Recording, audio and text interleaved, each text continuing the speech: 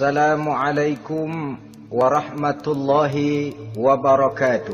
Waalaikumsalam warahmatullahi wabarakatuh. Saudara-saudara kaum muslimin rahimakumullah. Pada pertemuan kali ini kita akan membicarakan tentang neraka dan calon-calon penghuninya. Sesungguhnya kalau kita bicara tentang neraka, artinya kita bicara tentang akhirat. Dan kalau kita bicara tentang akhirat, kita bicara tentang alam gaib yang merupakan salah satu dari rukun iman yang 6, percaya kepada alam gaib. Kalau sudah bicara alam gaib, maka ini di luar batas kemampuan nilai-nilai ilmiah dan di luar batas kemampuan renungan filsafat. Ilmu pengetahuan akan buntu kalau sudah membicarakan alam gaib. Artinya kehidupan di akhirat itu tidak bisa diteliti secara ilmiah. Filsafat pun akan ngambang kalau sudah membicarakan kehidupan di alam gaib. Karena itu kalau kita kembali kepada logika, jika kita ingin mengerti tentang caranya membuat bangku, kita pergi ke tukang bangku dan bertanya kepadanya. Kita ingin mengerti cara membuat mobil, kita pergi ke tukang mobil, ke bengkel mobil dan bertanya kepada ahlinya.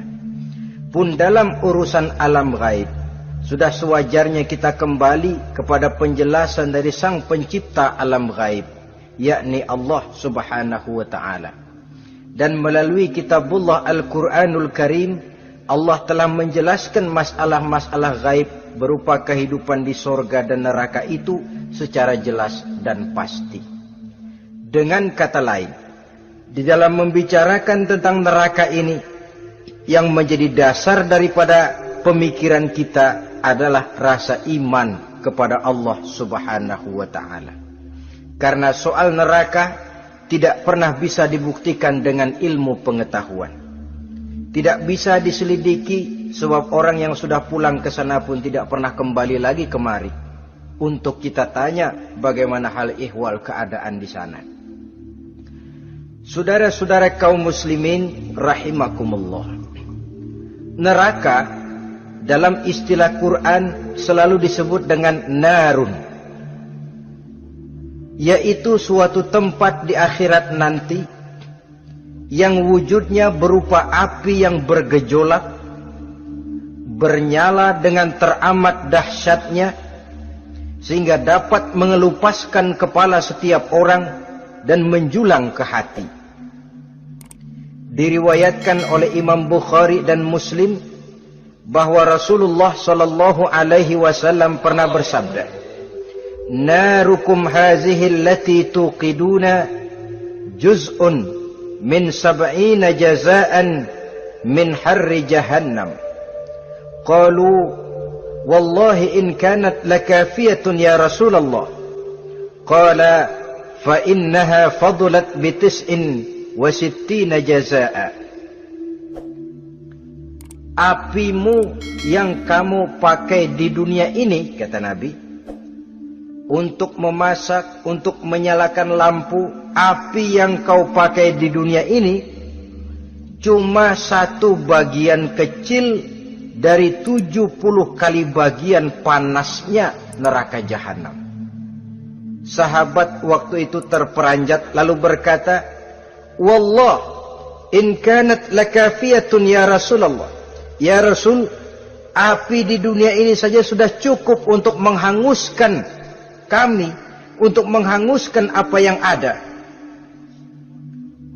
Bersabda Rasulullah sallallahu alaihi wasallam, maka sesungguhnya api neraka itu dilebihkan panasnya dengan 69 kali daripada panasnya api di dunia ini.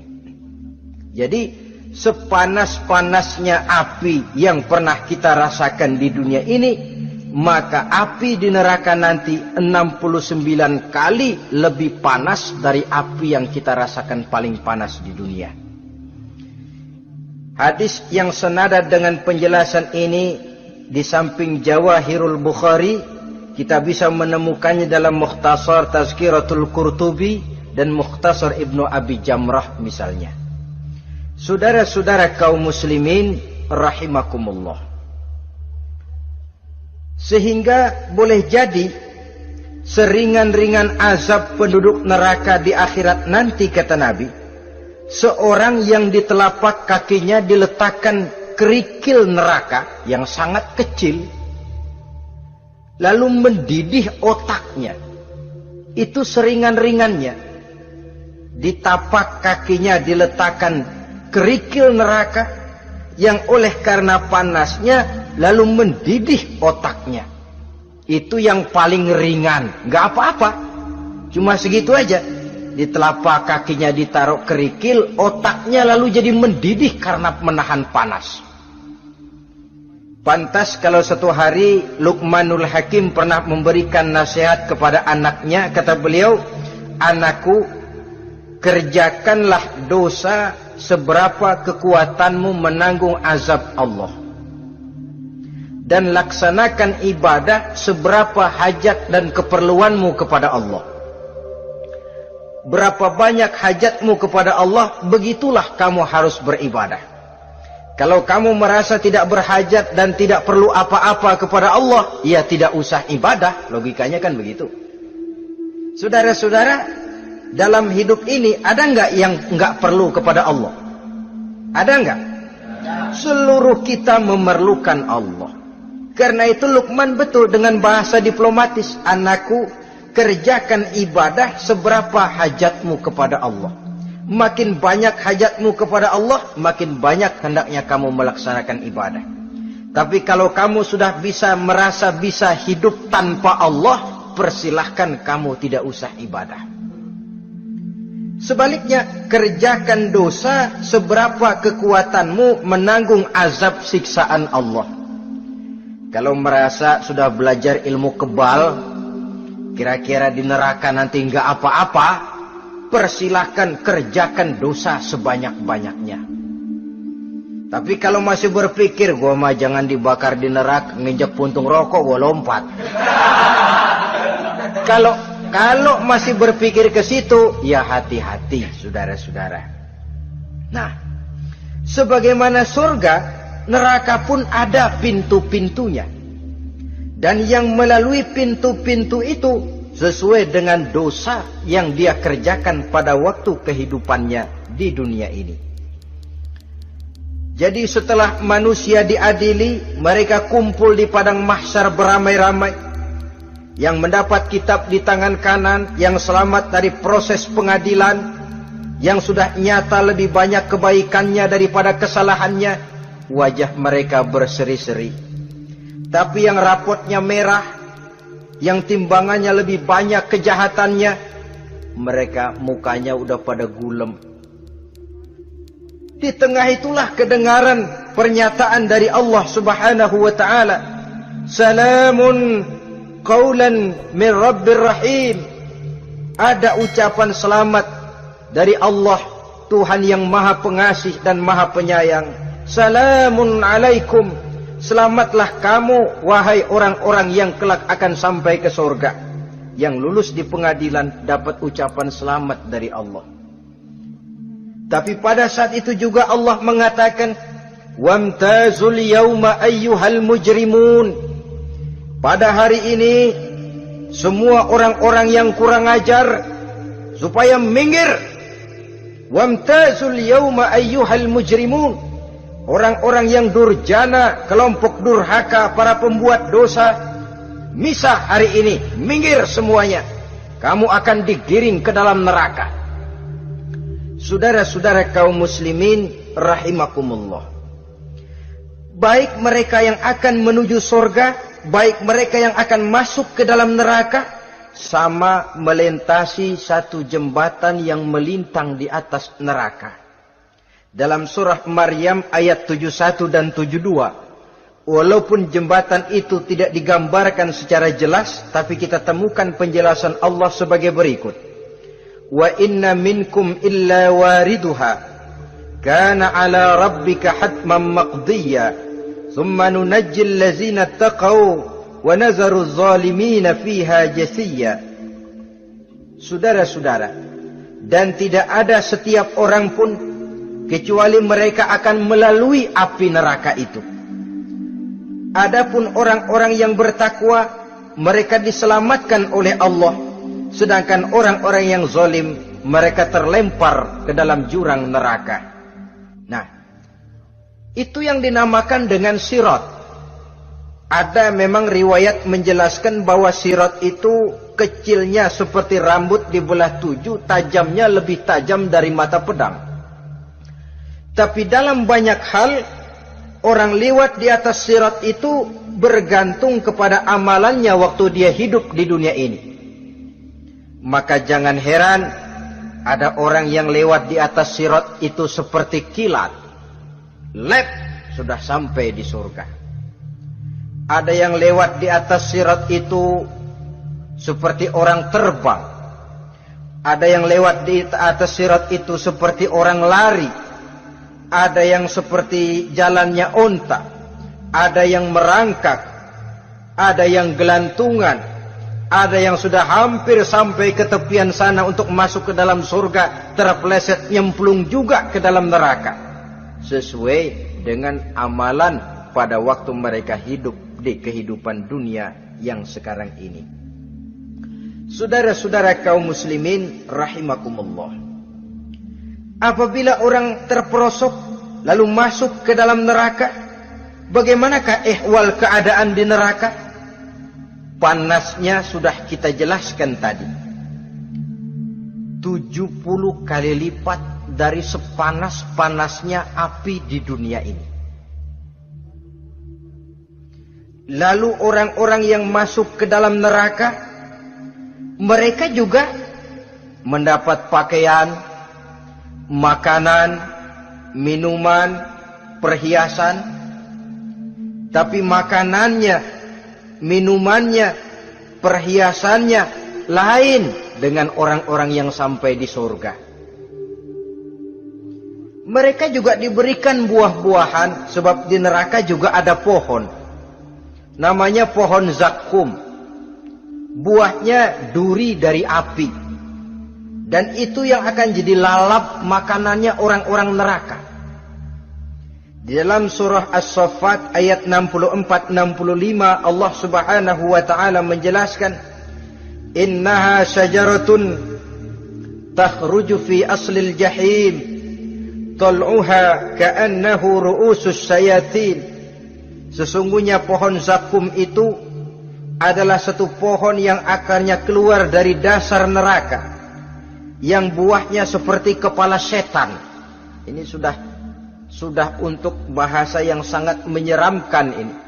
Pohon itu tumbuh dari dasar neraka, buahnya mirip kepala setan. Itu akan dijadikan makanannya orang-orang yang ada di dalam neraka. Perhiasannya apa?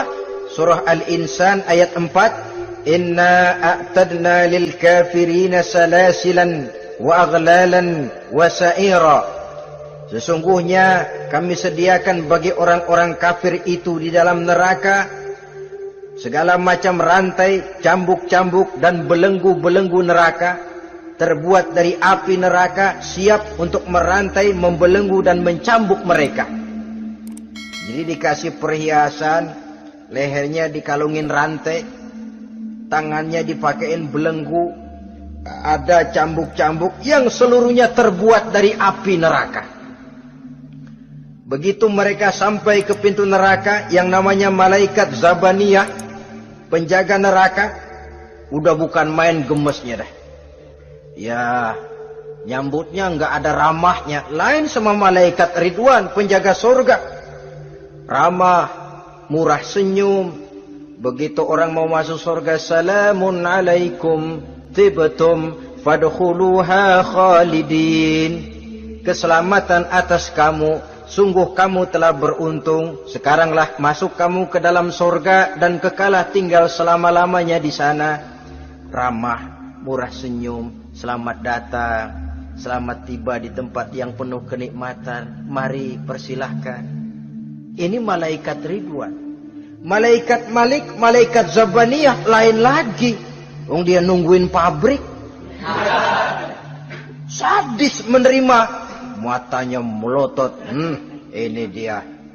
Manusia-manusia kurang ajar yang waktu di dunia sudah datang para rasul, sudah turun agama, sudah datang Al-Quran, tapi belagak pilon. Sini loh. Nih, rantai, belenggu. Lalu dirangkeng, dimasukkan ke dalam neraka. Na'udzubillah, summa na'udzubillah. Saudara-saudara, lalu terpikir oleh kita, kalau begitu panasnya api neraka, sekali lempar orang terus mati dong. Ya enak kalau boleh begitu sih. Begitu dilempar ke neraka terus mati, enak. Ternyata tidak. Kepedihan neraka adalah kepedihan yang kekal dan terus menerus. Tidak satu saat pun orang-orang di dalam neraka pernah merasakan kesenangan. Tidak sesaat pun. Kali semenit kayak ngaso, enggak, terus menerus berada dalam kepedihan yang tiada tara. Al-Quran menjelaskan, kullama nadijat juluduhum baddalnahum juludan ghairaha. Apabila hancur kulitnya, kami ganti dengan kulit yang baru. Supaya apa? Liyazukul azab, biar dia rasain azab. Tuh, rasain dulu. Hancur kepalanya, buletin lagi, hancur kulitnya, bikin lagi, berantakan isi perutnya, disempurnakan lagi, digiling lagi. Terus menerus begitu, tidak sedetik pun penduduk neraka itu pernah mengalami istirahat. Barangkali pakai jam istirahat lumayan, ini enggak ada. Ada bel, kleneng, istirahat, azab dicabut. Tidak. Terus menerus dan selalu begitu. Satu detik saja pun mereka tidak pernah istirahat dari siksaan dan azab yang mereka terima. Saudara-saudara kaum muslimin rahimakumullah. Lalu bagaimana keadaan mereka? Ada orang-orang di dalam neraka itu yang dikenakan pakaian dari api neraka. Luar biasa. Dikasih pakaian dinas dari api. Kemudian kepalanya dituangi air yang sedang mendidih, yang dengan tuangan air itu dihancur luluhkan segala isi perutnya dan kulit-kulitnya. Setelah itu mereka dicambuk dengan cambuk-cambuk dari besi. Apabila mereka hendak keluar dari neraka, mereka dicampakkan kembali ke dalamnya dan dikatakan kepada mereka, rasakan siksaan yang membakar ini. Dalam surah Al-Hajj ayat 19 sampai 22 kita bisa simak firman Allah Subhanahu wa taala.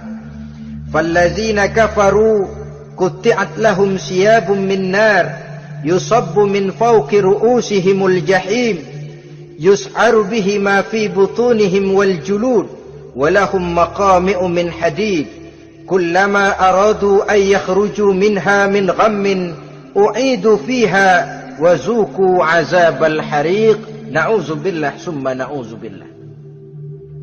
Diberikan pakaian dari api, melolong, menyayat dia, memilukan, merintih dan meraung-raung. Lalu kepalanya diguyuri dengan air yang sangat mendidih.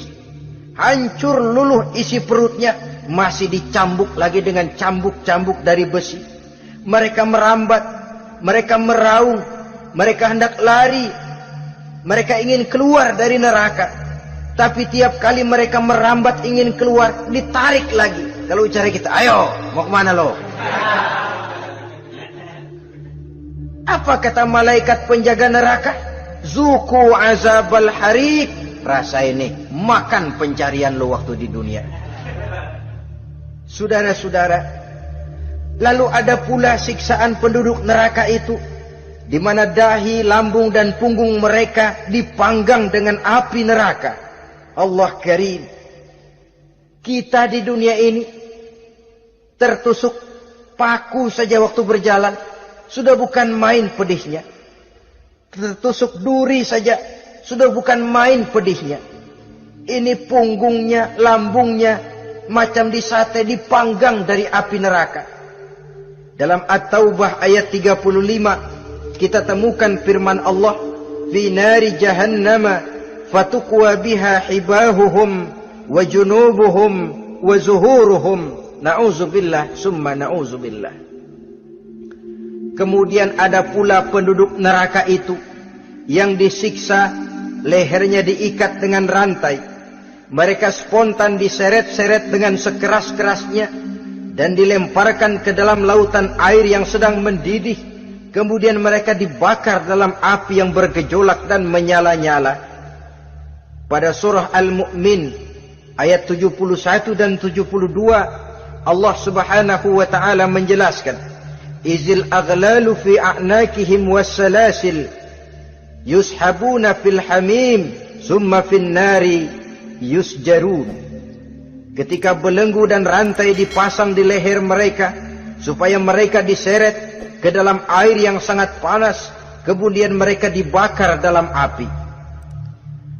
Ada lagi penduduk neraka yang dipegang jambulnya lalu diseret ke tengah-tengah neraka, kemudian kepalanya digerujuki dengan air yang mendidih seperti yang dijelaskan dalam surah Ad-Dukhan ayat 47 dan 49. Pendeknya, azab dan siksaan neraka itu sesuailah dengan amalan dosa yang dikerjakan manusia pada waktu kehidupan di dunia ini. Maka dalam puncak perjalanan Mi'raj misalnya, kepada Rasulullah sallallahu alaihi wasallam diberikan berbagai macam penglihatan sebagai contoh dan tamsil dari kehidupan di dunia ini. Sejak dari penglihatan di jalan sampai kepada penglihatan surga dengan segala kenikmatannya dan neraka dengan seluruh azabnya, seluruhnya merupakan contoh teladan. Misalnya dalam perjalanan ketika hendak Mi'raj itu, sebelum berangkat Rasul disodorkan 2 minuman. Segelas berisi arak, segelas lagi berisi susu. Kata malaikat Jibril, ambillah salah satu minuman itu ya Muhammad. Lalu Rasul dengan tidak ragu-ragu, mantap betul beliau mengambil gelas yang berisi susu, lalu beliau minum.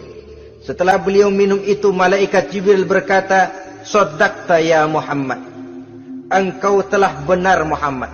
Laqad asabtal haqq, pilihanmu tepat. Kenapa ya Jibril? Untung susu yang kamu minum Muhammad. Kalau arak yang kamu ambil, pasti umatmu bakal jadi umat yang teler semua. Ini pun satu contoh buat kita semua, bahwa dalam kehidupan kita selalu berhadapan dengan susu dan arak, berhadapan dengan hak dan batil, berhadapan dengan benar dan salah. Maka hati-hati kita jangan sampai salah pilih karenanya. Lalu yang ada kaitannya dengan persoalan kita, penglihatan yang diberikan Allah kepada beliau di neraka. Beliau melihat sekelompok orang dilontari kepalanya dengan batu dari api neraka. Tiap kali dilontari di kepala itu, hancur berkeping-keping, berantakan otaknya. Lalu dibulatkan kembali. Setelah kepala itu bulat kembali, disambitin lagi. Menjerit, meraung, merintih kesakitan, hancur kepalanya, berantakan otaknya. Lalu dibulatkan lagi, terus menerus begitu, tidak pernah berhenti. Sampai Rasul bertanya, ya Jibril, ini orang kenapa kepalanya dilontari dengan api neraka sampai hancur lalu dibulatkan kembali? Kata malaikat Jibril, ya Muhammad, itulah contoh daripada umatmu yang berat untuk sujud kepada Allah Tuhannya. Itulah contoh dari umatmu yang waktu hidup di dunianya tidak pernah mendirikan solat sama sekali. Sombong yang paling sombong adalah sombong kepada Allah. Artinya tidak mau sujud kepada Sang Maha Penciptanya. Jadi barangkali saudara punya cita-cita atau keinginan, saya mau yang ini saja, persilahkan, gak usah sembahyang. Lalu ada lagi sekelompok kaum, perutnya besar, sebesar rumah, dililit dengan kala dan ular dari api neraka, diseret-seret dia di jurang neraka, dipatoki ular, hancur perutnya, dibulatkan lagi perut itu, diseret kembali, hancur lagi, dibulatkan lagi, terus menerus seperti itu. Kata Nabi, ya Jibril, ini apa lagi? Kata malaikat Jibril, wahai Muhammad, inilah contoh daripada umatmu yang waktu di dunia suka makan riba alias renten dan suka makan harta anak yatim, suka ngobyekin anak yatim, sok jadi pengasuh anak yatimnya lapar, pengasuhnya yang pada kenyang. Saudara hadirin yang saya muliakan, orang yang makan riba alias renten, orang yang makan harta anak yatim, begitu gambaran yang diperlihatkan kepada baginda Rasulullah sallallahu alaihi wasallam. Sebagian lagi ada penduduk neraka yang kukunya terbuat dari tembaga dari api neraka. Panjang sangat kukunya itu, lalu mencakar-cakar mukanya sendiri. Hancur mukanya, berantakan, dicakari oleh kukunya itu, lalu dibulatkan lagi, dicakar lagi, hancur lagi, dibulatkan lagi. Pengangguran bener nih orang. Muka sendiri, dicakarin sendiri. Ya Jibril, ini tamsil apa Jibril? Ya Muhammad, itulah contoh dari umatmu yang pada waktu di dunianya enggak pernah rukun sama sesama saudaranya muslim. Suka nyari aib orang lain, suka ngejelekin orang lain, padahal orang lain itu saudaranya seakidah. Kan sama dengan nyakar muka sendiri namanya. Menepuk air di dulang, terpercik muka sendiri. Kejelekan saudaranya dikorek-korek, aib saudaranya diobral di pasar umum. Orang macam itu nanti tangannya akan tumbuh kuku panjang dari tembaga yang akan mencakar dan mengoyak-ngoyak mukanya sendiri. Itu kita bisa lihat nanti. Oh, ini yang waktu di dunia suka ngorek-ngorek kesalahan orang tuh lagi pada nyakarin mukanya. Oh, begitu. Saudara-saudara kaum muslimin rahimakumullah. Oleh karena itu Nabi ajarkan kita, tuba liman syaghalahu aibuhu an uyubin nas. Beruntung orang yang aib dan kekurangan pada dirinya menyebabkan dia sibuk sampai enggak sempat ngorek-ngorek aib dan kekurangan orang lain. Introspeksi. Beruntung orang yang celak dirinya menyebabkan dia sibuk dan tidak sempat ngorek-ngorek aib pada diri orang lain.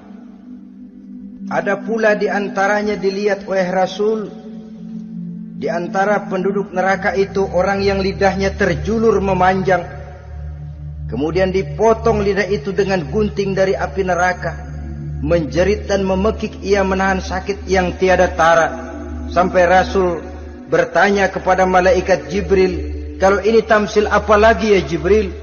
Kata malaikat Jibril, wahai Muhammad, inilah contoh dari umatmu, orang-orang yang waktu di dunia tidak pandai menjaga lidahnya, suka menggunjing orang, suka memfitnah orang, suka ghibah dan namimah, suka ngomongin orang di belakang yang bersangkutan.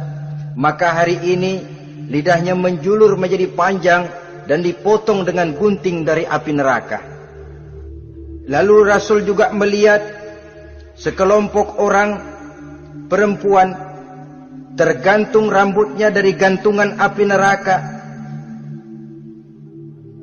kemudian dipanggang dari duburnya sampai ke atas kepalanya dengan tombak dari api neraka, meraung dan merintih serta mengeluarkan nanah dari kemaluannya. Rasul bertanya, ini apa lagi ya Jibril? Kata malaikat Jibril, inilah perempuan yang waktu di dunia tidak pandai menjaga kehormatan dirinya, ahli zina dan tukang umbar. Saudara-saudara kaum muslimin rahimakumullah, banyak lagi tamsil-tamsil yang dicontohkan dalam puncak perjalanan Mi'raj yang seluruhnya merupakan peringatan bagi kita umat Rasulullah sallallahu alaihi wasallam.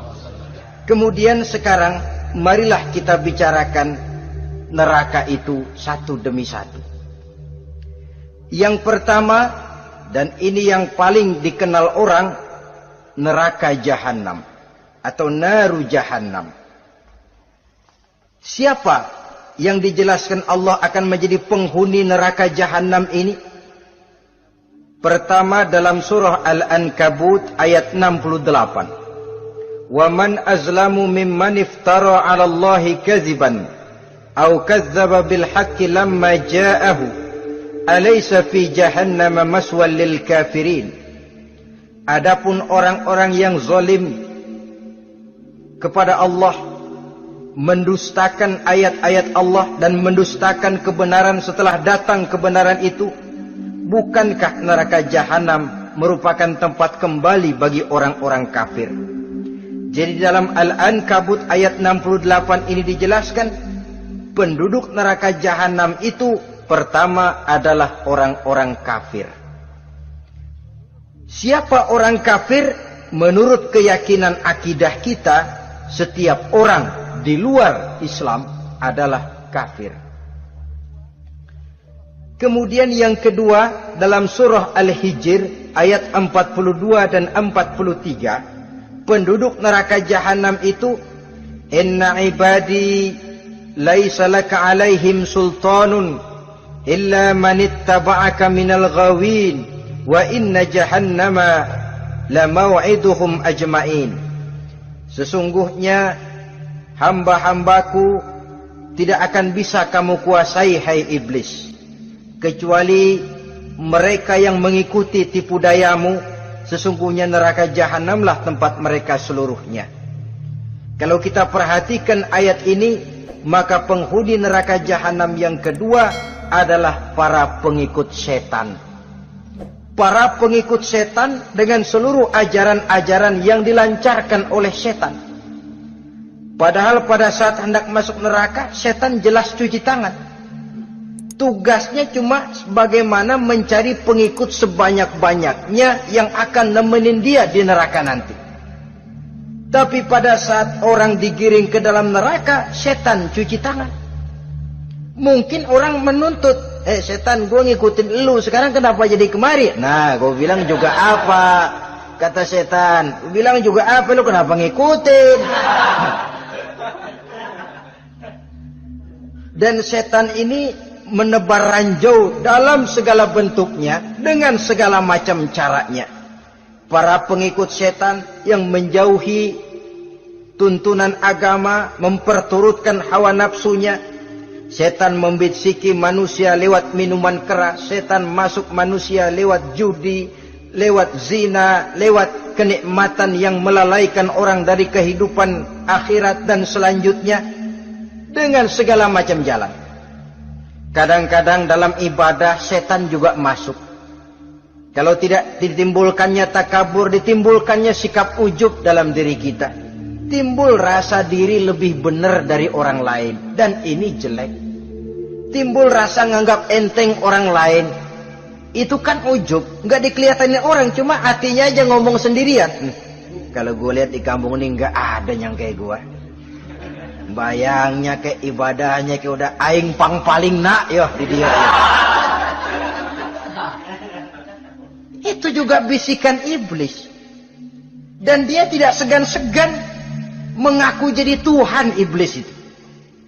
Dan ini diceritakan dalam kehidupan Sayyidus Syekh Abdul Qadir Jailani. Ketika beliau sedang ibadah di mihrab dalam masjid, datang seberkas sinar. Sinar itu ngomong, ya Abdul Qadir ana rabbuk. Hai Abdul Qadir, aku Tuhanmu, kata cahaya tadi. Sudah cukup kamu ibadah Abdul Qadir. Sembayangmu udah banyak, puasamu udah banyak, jihadmu cukup. Maka mulai sekarang berhenti dah ibadah. Aku bolehkan kepada kamu segala yang dilarang. Cuma yang didatangi Syekh Abdul Qadir. Sehingga mendengar cahaya tadi ngomong begitu, beliau ambil kasut sendal, disambitnya cahaya tadi, izhab ya la'in. Pergi, laknat terkutuk, iblis kamu. Masa saya disuruh berhenti sembahyang karena hati saya sudah baik? Kalau hati sudah baik lalu boleh berhenti sembahyang, mestinya yang paling dulu berhenti sembahyang Nabi Muhammad, sebab beliau orangnya paling baik.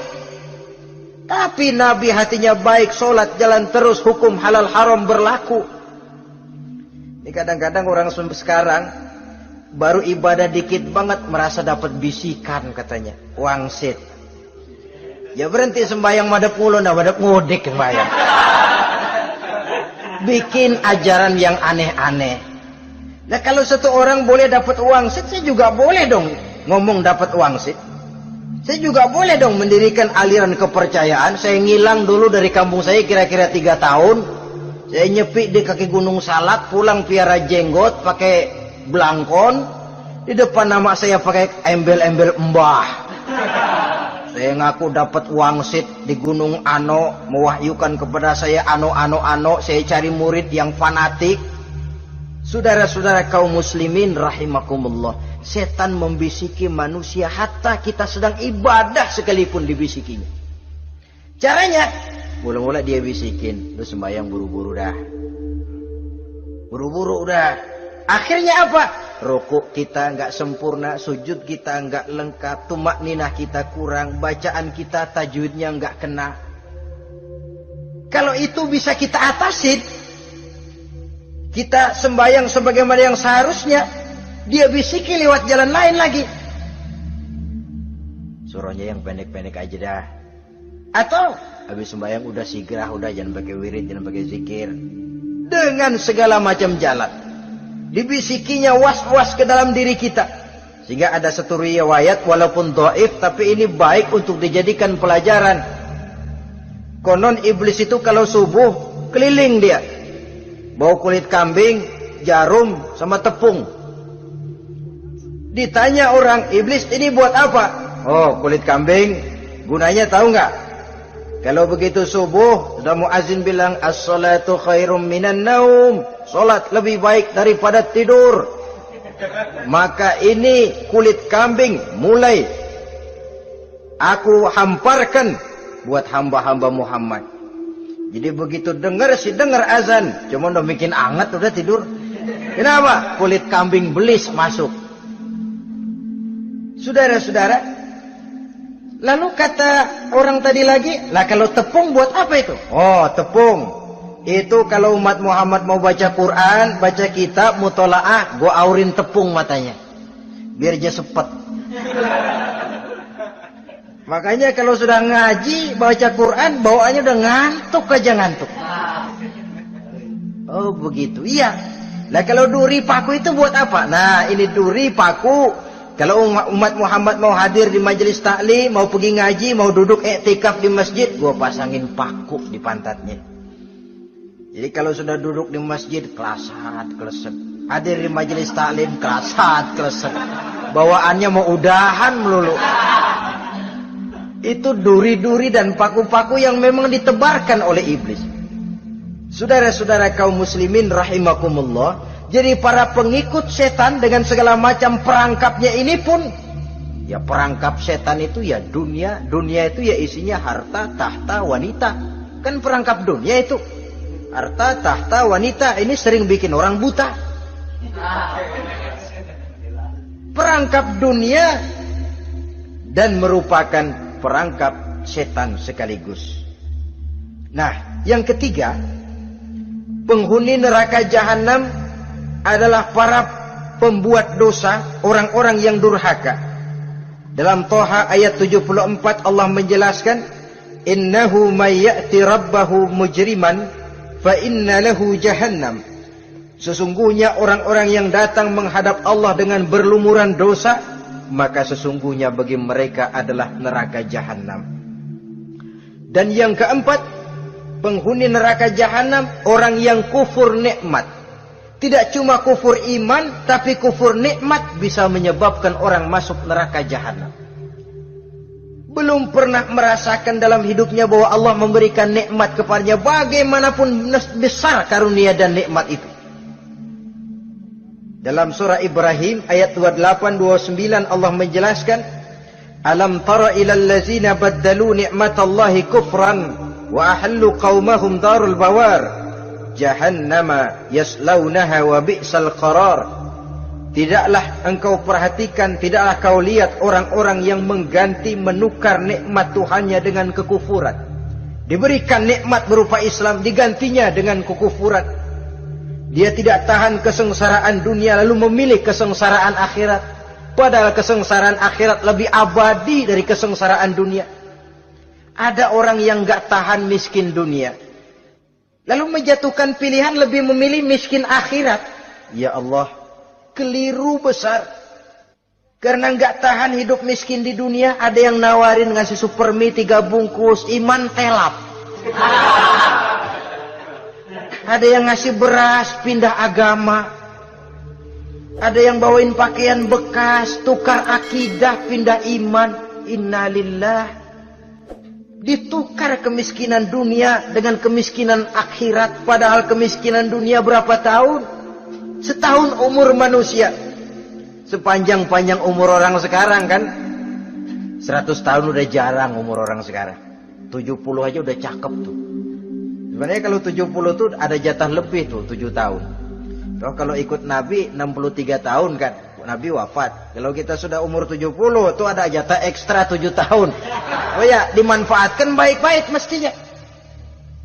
Taruhlah kemiskinan dunia, bagaimanapun melaratnya dunia, bagaimanapun sengsaranya dunia, cuma sebatas umur kita.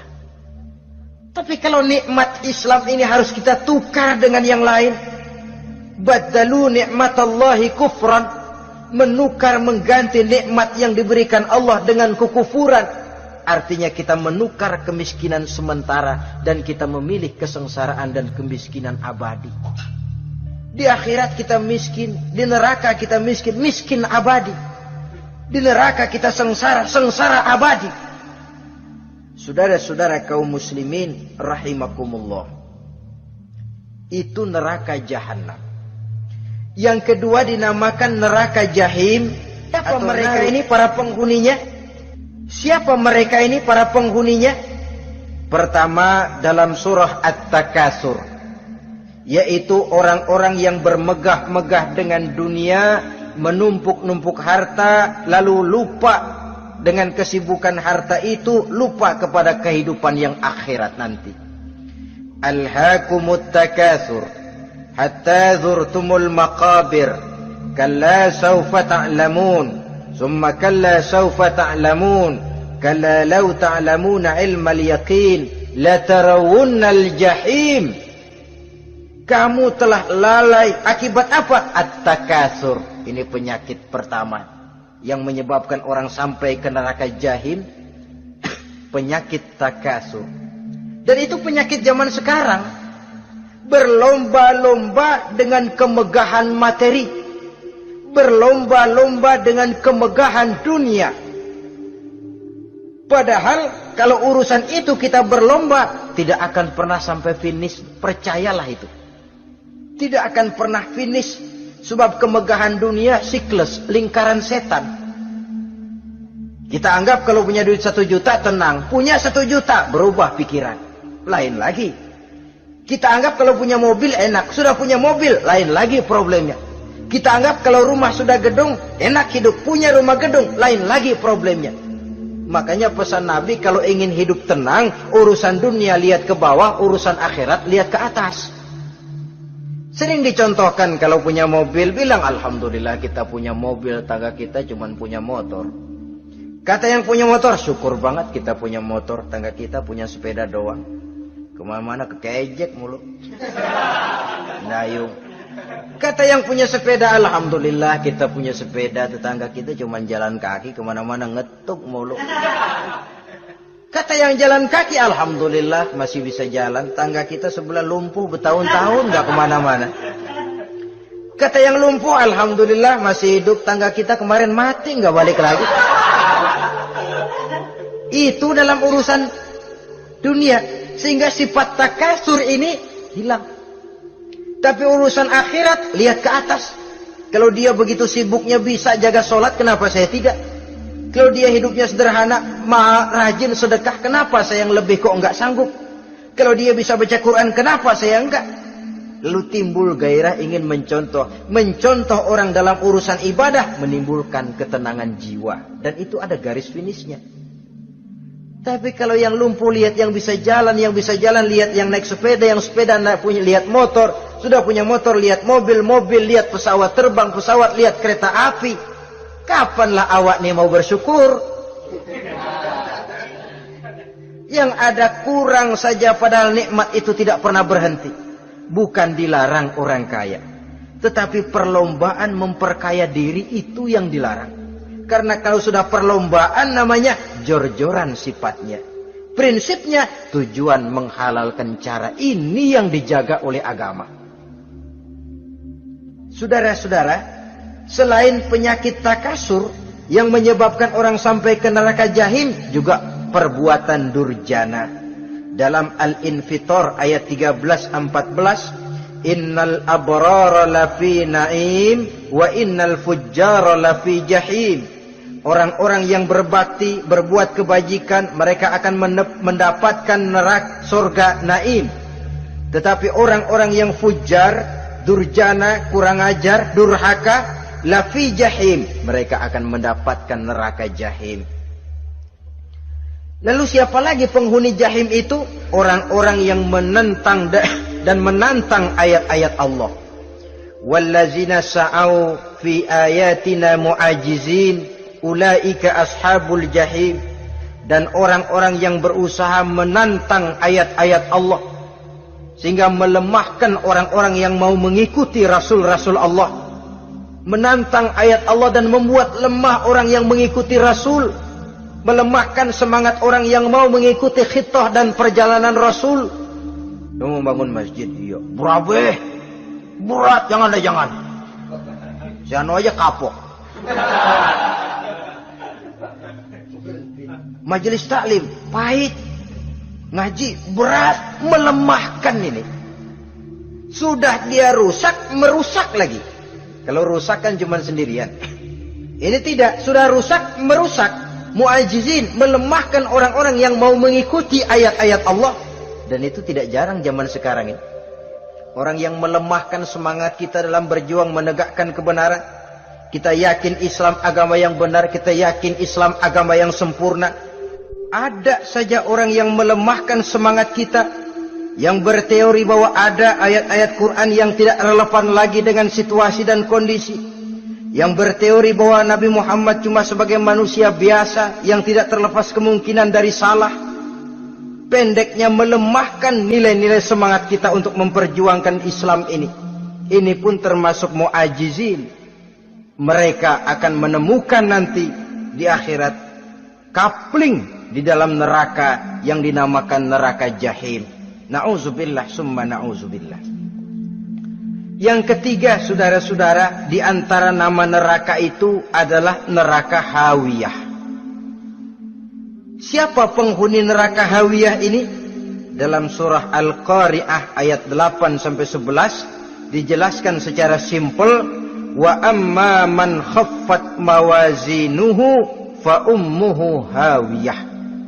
Adapun orang-orang yang ringan timbangan kebaikannya, maka tempatnya adalah neraka hawiyah.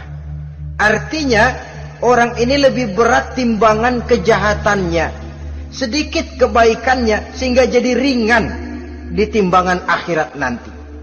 Solat, puasa, zakat, tapi dosa yang dikerjakan masih lebih banyak ketimbang kebaikan yang dikerjakannya itu. Maka orang semacam ini apabila tidak mendapat syafaat, maka dia akan masuk ke dalam neraka yang namanya neraka hawiyah. Lalu yang keempat, neraka wail. Dalam surah Al-Ma'un ayat 1-7, garis besarnya yang mendapat neraka wail adalah para pendusta agama. Siapa sih pendusta agama itu? Ara'aita allazi yukazzibu biddin. Tidakkah kamu lihat siapa orang-orang yang mendustakan agama? Mendustakan agama. Beragama tapi bohong. Salatnya bohong, hajinya bohong, puasanya bohong. Mendustakan agama. Siapa mereka? Fazalikal ladzi yad'ul yatim. Pertama, orang yang suka menghardik anak yatim. Anak yatim yang lemah, anak yatim yang tidak berdaya, yang hidup dipayungi kemiskinan dan kekurangan, bukan ditolongnya, malah dihardiknya. Jangan lupa, saudara yang sudah 2-3 kali pergi ke Makkah, saudara yang khusyuk dalam sujudnya, saudara yang mantap dalam puasanya, mungkin saja bisa terhalang masuk ke dalam surga, karena di samping rumah saudara ada anak yatim merintih menahan lapar dan haus. Saudara tahu, saudara mampu, tapi saudara diam saja, tidak mau mengulurkan tangan. Mungkin itu yang akan mengganjal saudara untuk masuk ke dalam surga. Wala yahuddu ala tu'amil miskin.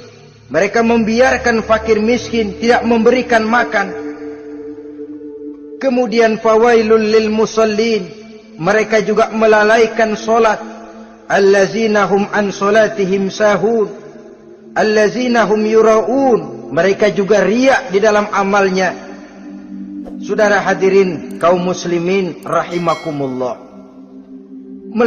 melalaikan solat, kemudian riak dengan amalnya, termasuk amalan solatnya. Kalau jadi imam, bahasanya dibuat sepasih-pasihnya, surahnya yang panjang-panjang, paling pendek sabbihis sama wadduha. Tapi kalau solat sendirian cukup qul huwallahu ahad sama inna a'tainakal kautsar. Hilang lagi nilai keikhlasannya. Dan terakhir, mereka enggan untuk membayar zakat. Yang memenuhi ciri-ciri inilah yang dikatakan sebagai pendusta agama. Menghardik yatim, membiarkan fakir miskin, melalaikan solat, riya, dan enggan membayar zakat. Mereka divonis mendapat neraka wail, seperti dalam surah Al-Ma'un ayat 1 sampai dengan 7. Saudara-saudara kaum muslimin rahimakumullah. Yang kelima, neraka sa'ir. Neraka sa'ir ini pertama buat mereka yang memakan harta yatim. Kalau tadi tidak mau membantu, ini malah membantu, tapi tujuannya malah ngobyekin anak yatim. Mereka yang memakan harta yatim, dalam An-Nisa ayat 10, innal ladzina ya'kuluna amwalal yatama zulman innama ya'kuluna fi butunihim nara wa sayaslawna sa'ira. Sesungguhnya orang-orang yang memakan harta anak-anak yatim dengan zalim, mereka sebenarnya telah memakan neraka, memasukkan api neraka ke dalam perutnya. Mereka akan dilontarkan ke neraka sa'ir. Selain itu, orang-orang yang mengingkari apa yang diturunkan oleh Allah Subhanahu wa ta'ala, mengingkari kebenaran Quran, mengingkari Rasul, pendeknya mengingkari Islam, dijelaskan dalam surah Luqman ayat 21. Yang keenam, saudara-saudara, yang dinamakan dengan neraka laza namanya. Pertama, untuk pembangkang dan orang yang menjauhi agama. Yang kedua, orang yang berpaling dari kebenaran. Dan yang ketiga, orang yang suka menumpuk-numpuk harta dan menyimpannya, tidak mau membayar zakat, infak, apalagi sedekah. Ini kita temukan penjelasannya dalam surah Al-Ma'arij ayat 15 dan 17. Yang ketujuh dinamakan neraka Sakor.